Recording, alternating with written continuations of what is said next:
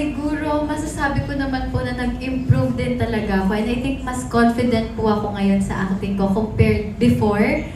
And siguro, masasabi ko lang na kapag may mga ganyan po, kapag may mga projects po ako or may mga heavy scenes, before, natatakot ako and ang daming doubts po sa utak ko. Pero ngayon, mas na-excite ako and mas challenge ko yung sarili ko kung hanggang saan ba yung kaya ko ipakita.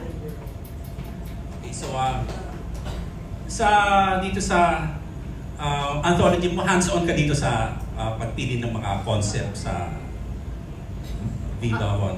Ay, hindi po. Parang sila na din po yung bahala doon. And sobrang hindi naman po ako nabigo kasi sobrang na-balance din po nila yung mga genres na ipapakita na kumbaga ma-showcase po talaga yung flexibility ko po sa acting. Congratulations! Salamat po.